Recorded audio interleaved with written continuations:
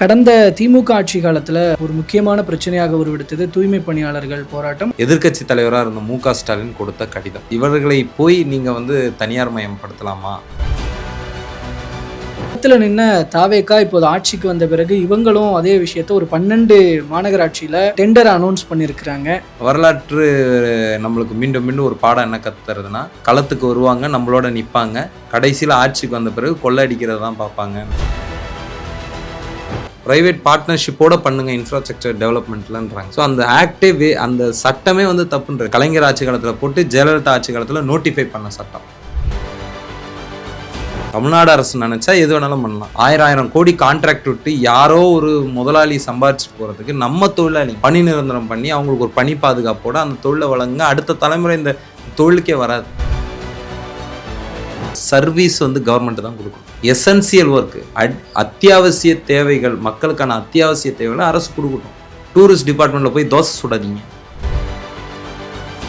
வெளிப்படைத்தன்மை இருக்கிற இடத்துல கொள்ளை எப்படி நடக்கும்? ஒரு அரசுக்கு அட்மினிஸ்ட்ரேட்டிவ் ஸ்கில்லும் இருக்கணும், பொலிட்டிக்கல் வில்லும் இருக்கணும். அப்படி இருக்கிற ஒரு கவர்மெண்ட் தான் ஒரு நல்ல பீப்புளுக்கான கவர்னன்ஸ் கொடுக்க முடியும். நான் ஏன் வாக்குறுதி கொடுக்குறீங்கன்றேன். பொய் சொல்லாதீங்க. மக்கள் போராட்டம் பண்ணி அந்த சட்டத்தை மாற்றுவோம். உங்க மேல பெரிய நம்பிக்கை வச்சிருக்கிறாங்க மக்கள். எல்லாத்தையும் ஒன்றுலாம ஆக்கிறாதீங்க. கடந்த ஆட்சி காலங்களில் எப்படி அப்பாவிகளை பிடிச்சி போட்டு ஒரு டேட்டாஸ்க்காக இத்தனை பேரை இத்தனை ஹிஸ்ட்ரி ஷீட்டர்ஸை கைது பண்ணோன்னு சும்மா வாய் ஜம்பா அடிப்பாங்களோ அதே வாய் ஜம்பத்தை இன்னைக்கு இந்த அரசு அடிக்குது. 2-3 விஷயம் எனக்கு ஒரு சின்ன சந்தேகத்தை ஏற்படுத்தும். 1000 தனியார் பள்ளிகளுக்கு உடனடி அனுமதி கொடுத்ததுல நீங்கள் சொல்லலாம் அதில் லஞ்சமே வாங்காமல் கொடுத்துருக்குறாங்கன்னு. 1000 தனியார் பள்ளி நீங்கள் அனுமதி கொடுக்குறீங்கன்னா 3000 அரசு பள்ளி மூட போகிறாங்கன்னு அர்த்தம்.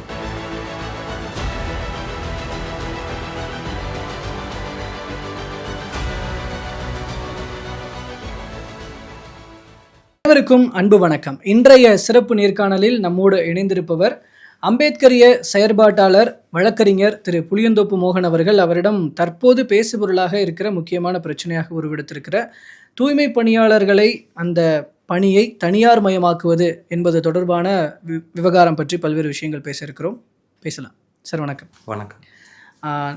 கடந்த திமுக ஆட்சி காலத்தில் ரொம்ப பெரிய ஒரு முக்கியமான பிரச்சனையாக உருவெடுத்தது தூய்மை பணியாளர்கள் போராட்டம். அது அந்த தனியார் மயமாக்குதலை எதிர்த்து.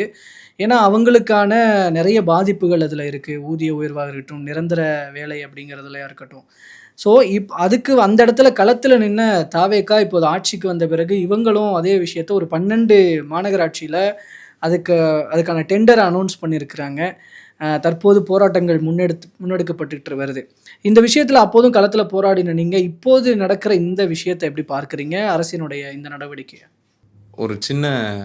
ஒரு வரலாற்று இதுலேருந்து ஒரு பின்புலத்துலேருந்து ஆரம்பிக்கணும்னு நினைக்கிறேன். அன்னைக்கு போராட்ட காலத்தில் மக்களோட அது ஒரு பெரிய மக்கள் திரள் போராட்டம். உழைப்போர் உரிமை இயக்கம், அதன் சங்கத்தினர், தூய்மை பணியாளர்கள் தலைமையேற்று நடத்திய போராட்டத்தில் நம்மளும் அன்னைக்கு இருந்தோம். அந்த போராட்டத்தில் நாம் கையில் வைத்து கொண்டு பெரிய பெரிய பேனர்லாம் வச்சுட்டு போராடின ஒரு விஷயம் என்னென்னா, எதிர்க்கட்சி தலைவராக இருந்த மு.க.ஸ்டாலின் கொடுத்த கடிதம். என்ன கடிதம் கொடுத்தாருன்னா, இவர்களை போய் நீங்கள் தனியார் மயப்படுத்தலாமா, கான்ட்ராக்டரைசேஷன் தப்பு, இவங்களை பணி நிரந்தரம் பண்ணுங்கன்னு சொன்னதோடு மட்டும் இல்லாமல் 2021 தேர்தல் அறிக்கையில் தூய்மை பணியாளர் நலன் அப்படின்ற அந்த சாப்டரில் 4 கோரிக்கை கொடுத்துருப்பாரு. இந்த 4ல் மிக முக்கியமான கோரிக்கை எதுக்குமே உடனடின்ற வார்த்தை இருக்காது திமுக தேர்தல் அறிக்கையில். ஆனால் தூய்மை பணியாளர்கள் பணி நிரந்தரம் மட்டும் பணி தொடர்பான கோரிக்கைகள் உடனடியாக, பணி தொடர்பான கோரிக்கைகள், பணி நிரந்தரம்னு இல்லை. அதை தான் பின்னாடி சேகர் பாபு இன்டர்பிரேட் பண்ணார். நாங்கள் நிரந்தரம்னு சொல்லலைன்னு. அந்த தொடர்பான கோரிக்கை என்னன்னு இன்னைய வரைக்கும் தெரியல. அது ஒரு பக்கம் இருக்கட்டும். அந்த வாக்குறுதியையும் வச்சுக்கிட்டு தான் நம்ம களத்தில் போராடணும். வரலாற்று நம்மளுக்கு மீண்டும் மீண்டும் ஒரு பாடம் என்ன கத்துறதுன்னா, களத்துக்கு வருவாங்க, நம்மளோட நிற்பாங்க, நமக்காக பேசுவது போல் பேசுவாங்க, உறவே எண்ணுவாங்க, உடன்பிறப்பே எண்ணுவாங்க, கடைசியில் ஆட்சிக்கு வந்த பிறகு கொள்ளடிக்கிறது தான் பார்ப்பாங்கன்ற அந்த வரலாற்று அனுபவம் மீண்டும் நமக்கு தொடர்கிறதோ. காரணம், அந்த களத்தில் நம்மோடு இருந்து தினம் அந்த மக்களுக்கு, தூய்மை பணியாளருக்கு அந்த வெயிலில் தாவேக்கா தொண்டர்கள் ஆர்வத்தோடு பங்கெடுத்து கொசுவலை கொடுத்தாங்க, உணவு கொடுத்தாங்க, ஆத்மார்த்தமாக அந்த போராட்ட காலத்தில் பங்கெடுத்தாங்க. மாநில நிர்வாகிகள் உரை வீச்சு கொடுத்தாங்க. இன்றைக்கி அமைச்சர் பெருமக்களாக இருக்கக்கூடிய ராஜ்மோகன் வந்தார், லயலாமணி வந்தார், எல்லாரும் வந்தாங்க. இப்போ பெரிய ஒரு ஆதரவு அந்த 13 நாள்ல குடுத்தாங்க. அதன் பிறகு தூய்மை பணியாளர்கள் பனையூருக்கு அழைக்கப்பட்டு, ஏன்னா இன்றைக்கு முதலமைச்சரா இருக்கக்கூடியவர் அன்னைக்கு வந்திருந்தாருன்னா பெரிய டிராஃபிக் ஜாம் ஆகும்.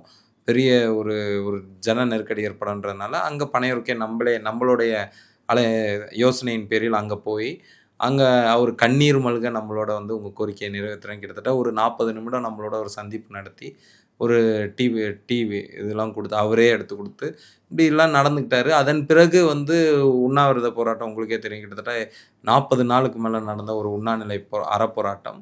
அந்த அறப்போராட்டத்திலேயும் வந்து இன்னைக்கு அமைச்சரா இருக்கக்கூடிய மாண்புமிகு என். ஆனந்தும், மாண்புமிகு ஆதவ அர்ஜுனாவும் களத்துக்கே நேரடியா வந்து க ம அந்த தூய்மை பணியாளர்களோடு தரையில் அமர்ந்து, அவங்களுக்கு வந்து ஆதரவு கொடுத்ததோடு இல்லாம, ஆட்சிக்கு நாங்க வந்தோம்னா, இத நாங்க செஞ்சு தருவோம் அப்படின்னு சொன்னதோட, பணி நிரந்தரம் பண்ணுவோம்னு சொன்னதோட, 500 மூட்டை அரிசிலாம் குடுத்தாங்க. ஆனா, இன்னைக்கு வந்து ஆட்சிக்கு வந்துட்ட பிறகு 12 மாநகராட்சிகள நாங்க வந்து தனியார் மயப்படுத்துறோன்றாங்க.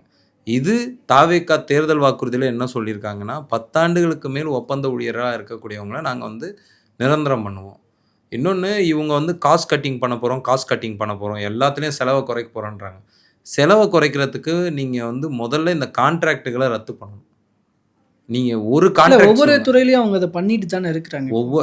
இன்னைக்கு மின்துறைக்கு குடுத்துருக்காங்க வெள்ளை அறிக்கை. அதுல கூட அதுக்கான ஒரு சின்ன அறிவிப்பு வந்திருக்கு. வரவேற்கிறேன். இல்ல ஆனா அதான் ஆரம்பிச்சிருக்கிறாங்க ஆமா. அப்படிங்கிறேன். இப்போ நீங்க தூய்மை பணியாளரோட பிரச்சனை என்னன்னா, தமிழ்நாடு இன்ஃப்ராஸ்ட்ரக்சர் டெவலப்மென்ட் ஆக்ட் 2012ல 12 ஆக்ட்ல ஷெட்யூல்ல வந்து சானிட்டரி ஒர்க்கும், சீவேஜ் ஒர்க்கும் இருக்குது. அது வந்து பிரைவேட் பார்ட்னர்ஷிப்போட தான் பண்ணணுன்றது சட்டமாவே இருக்கு. நீங்க முதல்ல அத திருத்தாம இத நம்ம பண்ண முடியாது. பிரைவேட் பார்ட்னர்ஷிப்போட பண்ணுங்க இன்ஃப்ராஸ்ட்ரக்சர் டெவலப்மென்ட்லன்றாங்க. ஸோ அந்த ஆக்டே அந்த சட்டமே வந்து தப்புன்ற. கலைஞர் ஆட்சி காலத்துல போட்டு ஜெயலலிதா ஆட்சி காலத்துல நோட்டிஃபை பண்ண சட்டம். 2006 to 11 கலைஞர் அந்த சட்டத்தை இயற்றார் சட்டமன்றத்துல. அப்போ ஜெயலலிதா அத எதிர்க்கிறாங்க. ஆனா ஜெயலலிதா ஆட்சிக்கு வந்த பிறகு 2012ல அத நோட்டிஃபை பண்றாங்க. அமலாக்குறாங்க. ஸோ அந்த சட்டத்தை இன்னை வரைக்கும் யாருமே கொஸ்டின் பண்ணல. இப்ப நீங்க வந்து இந்த 12 மாநகராட்சி நான் தனியார் மயப்படுத்துவேன் அப்படின்னு சொல்றதும் அந்த சட்டத்துடைய ஒரு நீட்சி தான். நீங்க வந்து இப்ப போயிட்டு விஜயே சொல்றாரு, இல்ல தனியார் மயம் தப்பு, கான்ட்ராக்ட் தப்புன்னா உடனே செக்ரட்டரி வருவான். Sir Tamil Nadu infrastructure development act 2012ல இப்படி இருக்கு சார். பண்ண முடியாது சார் அப்படின்னும். அப்ப நீங்க முதல்ல சட்டத்தை திருத்துங்க. அதுக்கப்புறம் ஆனா இன்னொன்னு நீங்க அத நீங்க இப்ப நினைச்சா எது வேணாலும் பண்ணலாம்.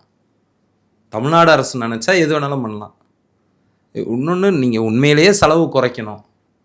1000 கோடி கான்ட்ராக்ட் விட்டு யாரோ ஒரு முதலாளி சம்பாரிச்சுட்டு போறதுக்கு நம்ம தொழிலாளிங்க பணி நிரந்தரம் பண்ணி அவங்களுக்கு ஒரு பணி பாதுகாப்போட அந்த தொழிலை வழங்குங்க. அடுத்த தலைமுறை இந்த தொழிலுக்கே வராது.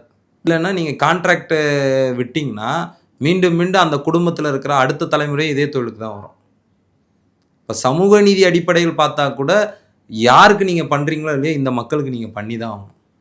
இல்ல இந்த பாயிண்ட் ஒரு பக்கம் ஓகே தான். ஆனா இந்த பக்கம் அரசினுடைய தற்போதைய நிலை என்னன்னு நம்ம கொஞ்சம் பார்க்க வேண்டியிருக்குல்ல. வந்தோனே வெள்ளை அறிக்கை வெளியிட்டதனுடைய நோக்கம் எல்லாம் எடுக்கிற நடவடிக்கைகள்ல எங்க பக்கம் இருக்கிற நியாயங்களையும், இருக்கிற நிதி நிலைமையும் புரிஞ்சுக்கணும் அப்படிங்கிற காரணமும் இருந்திருக்குல்ல.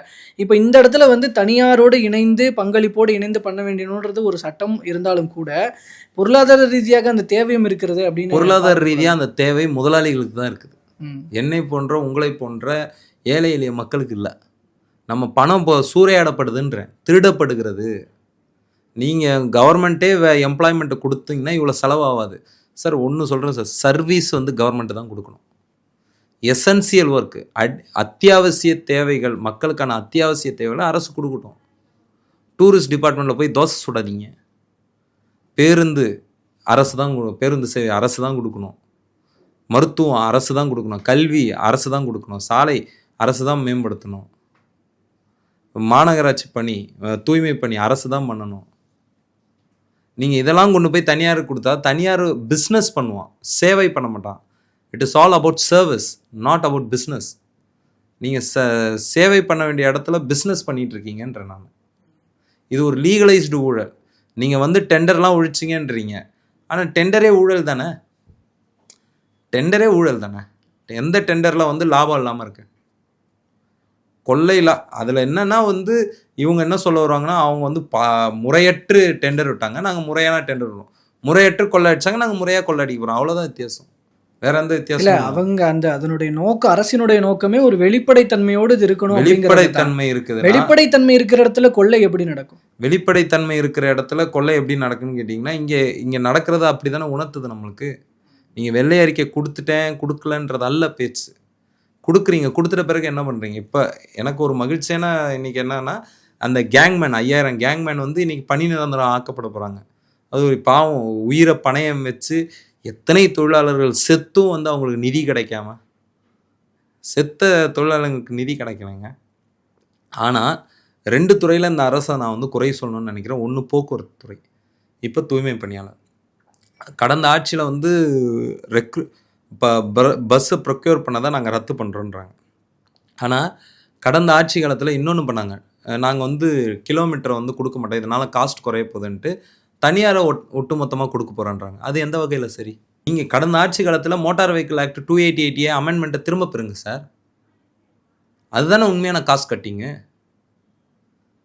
ஸ்டாலின் கடைசியா போறதுக்கு முன்னாடி செஞ்சுட்டு போன வேலை அது. 288 அமெண்ட்மெண்ட்ட நான் ரத்து பண்றேன்னு சொல்லுங்க. ஏன் அத பேச மாட்டேங்கிறீங்க? சென்னை மாஸ்டர் பிளான நாங்க வந்து புதுசா நாங்க பண்ண போறோம்ன்றீங்க. அதுல யார் இருக்க போறா? எங்கள மாரி ஆட்கள் இருக்கிறாங்களா அதுல? எனக்கு இடம் கேட்கல. நான் கேட்கிறது இந்த மக்கள் அந்த மார்ஜினலைஸ்ட் மக்களுக்கான பிரதிநிதிகள் அதுல இருப்பாங்களா? அவங்களுடைய திட்டங்கள் அதுல இருக்குமா? நிச்சயமா இருக்காது. வரப்போற பிளான்ல நீங்களே பார்ப்பீங்க.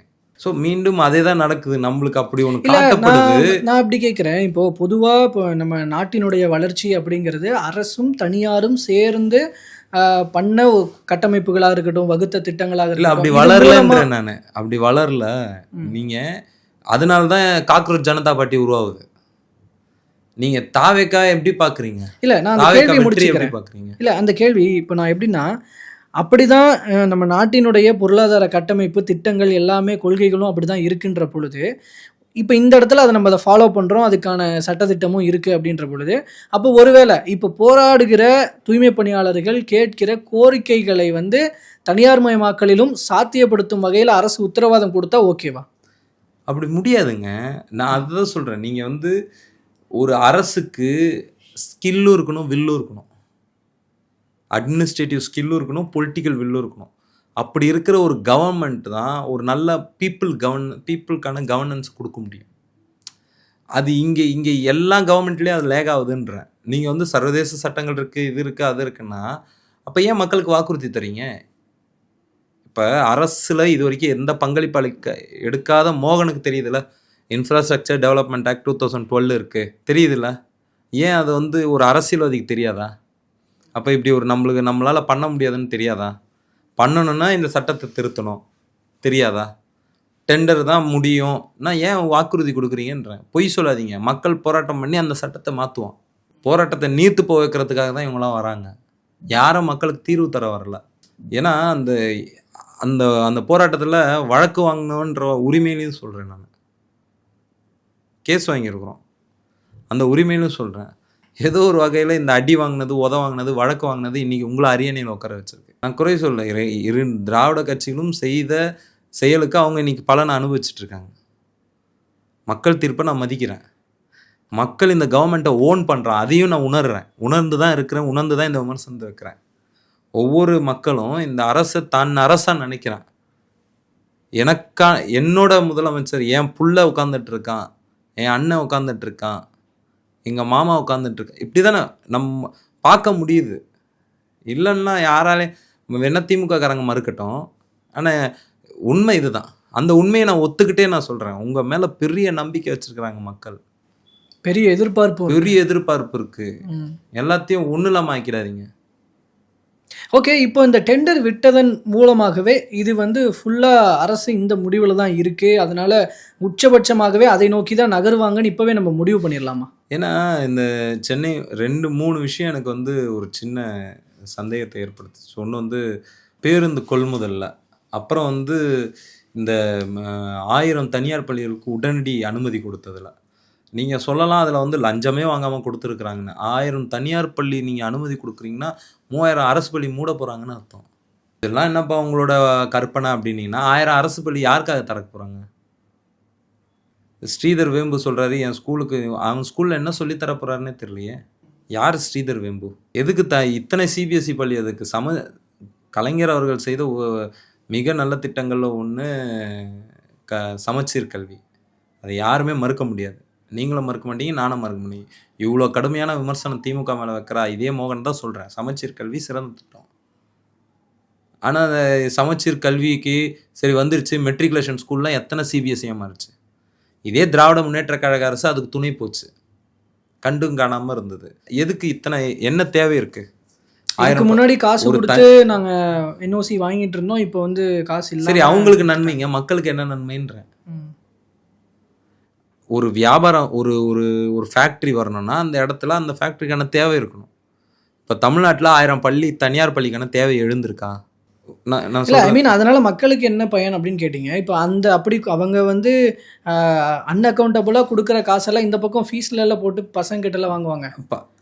அது குறையும் இல்லைனாலும் வாங்குவாங்க. நான் சொல்ல வரல, இந்த லஞ்சமா இல்லையான்றது சொல்ல. 1000 தனியார் பள்ளிகளுக்கு அனுமதி கொடுக்குறாங்களா? நீங்க அதை ரொம்ப புகழ்றீங்களா? சரி, ரைட்டு, புகழுங்க. அதுக்கு முன்னாடி ஒரு விஷயத்த கவனிங்கன்ற. 1000 தனியார் பள்ளிகளுக்கான தேவை தமிழ்நாட்டில் எழுந்திருக்கா? 1000 அரசு பள்ளிக்கான தேவை எழுந்திருக்கு.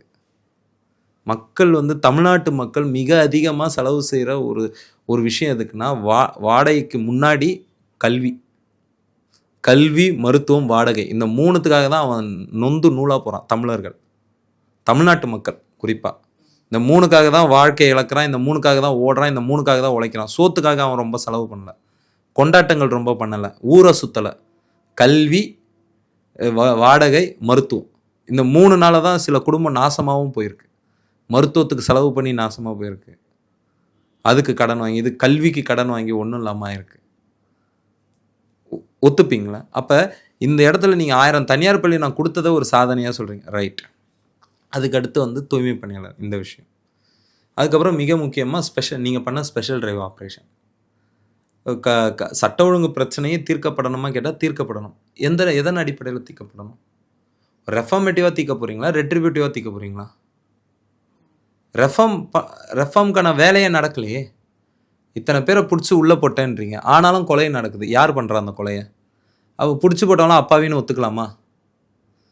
கடந்த ஆட்சி காலங்களில் எப்படி அப்பாவிகளை பிடிச்சி போட்டு ஒரு டேட்டாஸ்க்காக இத்தனை ஹிஸ்ட்ரி ஷீட்டர்ஸை கைது பண்ணோன்னு சும்மா வாய் ஜம்பா அடிப்பாங்களோ, அதே வாய் ஜம்பத்தை இன்னைக்கு இந்த அரசு அடிக்குது. இது உங்களுடைய ஒரு ஸ்டார் அந்தஸ்தை உயர்த்துறதுக்கு வேணால் யூஸ் ஆகும். சத்தியமாக சொல்கிறேன், அந்த அரெஸ்ட் செய்யப்பட்ட 4500 பேரில் 3500லேருந்து 4000 பேருக்கு ஒன்றுமே தெரியாது. ஏதோ ஒரு காலத்தில் ஏதோ ஒரு க்ரைம் பண்ணியிருப்பான், சின்ன பெட்டி க்ரைம். அவனை மீண்டும் கேஸ் போட்டு அவனை ஏவாக்கி B category, A category, A+ கேட்டகரின்றது. ஓகே, இந்த தூய்மை பணியாளர் விவகாரத்தில் இப்போது இதில் ஃபர்தராக நீங்கள் இப்போ இந்த போராடும் தரப்பில் இருப்பவர் அப்படிங்கிறதுனால கேட்குறேன். இப்போ அதில் அரசு மேற்கொண்டு இதில் பண்ணுறாங்க, அடுத்தடுத்த ஸ்டெப்ஸுக்கு போகிறாங்கன்னா என்ன மாதிரியான நடவடிக்கைகள் இருக்கும்? என்னன்னா, எல்லாத்துக்கும் பதில் சொல்கிற அரசு இந்த விஷயத்தில் இவ்வளோ கடுமையான விமர்சனம் இருந்தோம் இன்னும் வாய் திறக்கலை, மௌனமாக இருக்கிறாங்க. மற்ற எல்லாத்துலேயுமே வாய் திறந்துட்டாங்க. இதில் வாய் திறக்காமல் இருக்கிறது பெரிய ஐயத்தை ஏற்படுத்துது. ஆனால் கூட்டணி கட்சிகள் மீது பெரிய நம்பிக்கை இருக்குது. இது ஒரு மைனாரிட்டி அரசாக இருப்பதாலேயும் ஒரு அன்ஸ்டேபிள் கவர்மெண்ட்ன்றதுனாலையும் இவங்களால வந்து இந்த விஷயங்களில் கடந்த ஆட்சிகள் எடுத்த மாதிரி ஒரு ஆர்பிட்ரியாக தன்னிச்சையாக ஒரு முடிவு எடுக்க முடியாதுன்னு நான் நம்புகிறேன். அதனால் இது வந்து ஒரு பெரும் போராட்டத்துக்கு வழிவிடாதுன்னு நான் நினைக்கிறேன். ஆனால் ஒருவேளை இந்த அரசு இந்த முடிவில் உறுதியாக இருந்தால் கடந்த 60 ஆண்டு கால திராவிட கட்சிகளை அதோட போலீஸ் பரிவாரத்தை எதிர்க்க தெரிஞ்ச மக்களுக்கு கவர்மெண்ட்டுக்கு நீங்கள் புதுசு, களத்துக்கு நாங்கள் ரொம்ப பழசுன்னு தான் சொல்லணும். ஓகே, பார்க்கலாம் அவங்கக்கிட்ட என்ன மாதிரியான பதில் நடவடிக்கைகள் இருக்க போகுது அப்படிங்கிறத. முதல்ல இதில் என்ன விளக்கம் கொடுக்குறாங்க அப்படிங்கிறதையும் நம்ம பார்க்கலாம். அப்போ கொடுக்கும்போது தொடர்ந்து பேசலாம். தற்போது வரைக்கும் பல்வேறு தகவல்கள் மற்றும் கருத்துக்களை பகிர்ந்து கொண்டு மிக்க ரொம்ப நன்றி.